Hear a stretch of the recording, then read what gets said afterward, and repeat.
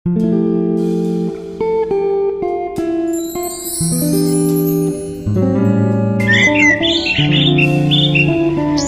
मैं स्कूल जा रहा हूँ। अच्छा ठीक है, सुन स्कूल के लिए कुछ रोटी वोटी रख ली कि नहीं? हाँ माँ रख ली, अब मैं जाता हूँ।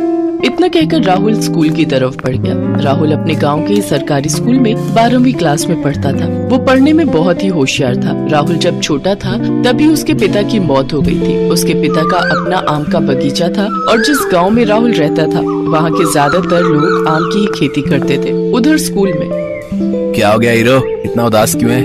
अरे कुछ नहीं यार, बस खुद पर गुस्सा आ रहा है। क्यों, ऐसा क्यों, क्या हो गया?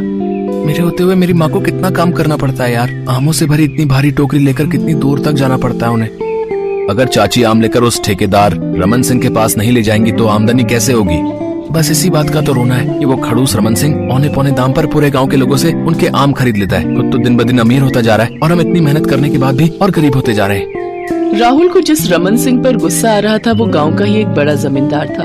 गांव के सभी लोग उसे ही अपने आम बेचते थे। ऐसा करना उनकी मजबूरी थी। दरअसल गांव इतना पिछड़ा और एकांत में था कि वहाँ कोई दूसरा व्यापारी आम खरीदने आता ही नहीं था और लोगों के लिए शहर जाकर आम बेचना मुमकिन नहीं था। बस इसी मजबूरी का फायदा रमन सिंह उठाता था। राहुल ये हालात बदलना चाहता था लेकिन वो चाह कर भी कुछ नहीं कर पा रहा था। फिर उसी शाम, आज आमों के कितने पैसे मिले माँ?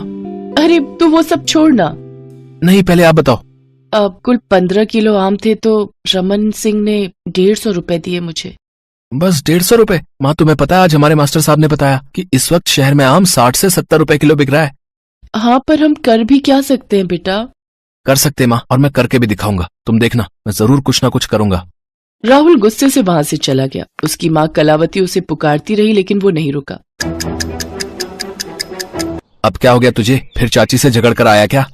हाँ यार, तो उनसे क्यों झगड़ता है? वो माँ है तेरी। मैं उनसे नाराज नहीं हूँ, मेरा खून तो उस रमन सिंह की दादागिरी पर खौलता है। अच्छा ये बता, तेरे आम कितने के बिके?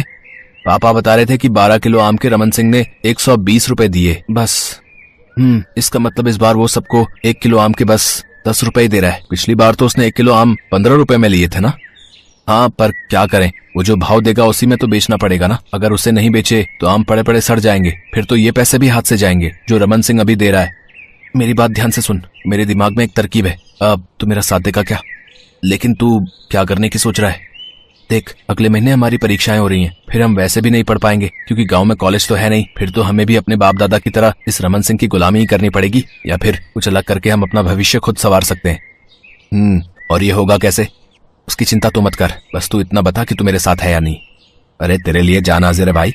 दरअसल रमन सिंह को सबक सिखाने और गांव वालों को इंसाफ देने के लिए राहुल के मन में एक बड़ा प्लान था। उसने कलावती और रोहित के पापा को सारी बात समझाई और उन्हें भी उसका साथ देने के लिए मना लिया, जिसके तहत अगले दिन ही रोहित के पापा और कलावती रमन सिंह के पास गए। लाला जी नमस्ते। बताओ क्या बात है? लाला, ये मेरा बेटा है राहुल और ये उसका दोस्त है रोहित। दोनों पढ़ने में बहुत होशियार हैं, आगे पढ़ना चाहते हैं और हमारे गांव में तो कॉलेज है नहीं, तो आगे की पढ़ाई के लिए ये दोनों शहर जाना चाहते हैं। तो इसमें मैं क्या करूं? लाला जी बस आप ही हमारी मदद कर सकते हो। बड़ी उम्मीद से आए हैं आपके पास। मैंने पता करवाया, हम दोनों के लिए पहले साल की फीस 20,000 रुपए है। सरकारी कॉलेज है, अगर आप हमारी मदद कर दें तो बड़ी मेहरबानी होगी आपकी। क्या 20,000? छोकरे, यहाँ पेड़ों पर आम उगते हैं, ऐसा नहीं समझा क्या? अब लाला जी बस 20,000 की तो बात है। हम दोनों वहाँ पढ़ाई के साथ कोई काम धंधा भी ढूंढ लेंगे और आपके पैसे जल्द से जल्द चुका देंगे। अच्छा, और अगर पैसे नहीं चुकाए तो आप हमारा आम का बगीचा ले लेना, पूरा का पूरा। फिर ठीक है, लेकिन सुन ले, 1 साल बाद पूरा 20% कमीशन लूंगा। चलेगा लाला जी, मंजूर है हमें।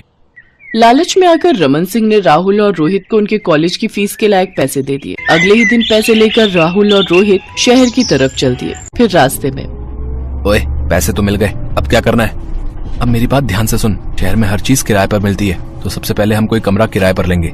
तू और मैं वहीं रहेंगे, फिर हम एक बड़ी जूस मशीन खरीदेंगे और आखिर में हमें एक टेम्पो किराए पर लेना है। अच्छा, और फिर क्या करेगा तू? मैं उसी किराए के टेम्पो से गांव के आम यहाँ तेरे पास लाऊंगा और तू नामों का ताजा जूस निकाल कर बेचना। आइडिया तो जानदार है तेरा, मगर लाला को पता चला तो? तू उसकी चिंता मत कर, मैंने सभी गांव वालों को गांव से बाहर आकर मुझे आम देने को कहा है। लाला को कानो कान खबर नहीं लगेगी।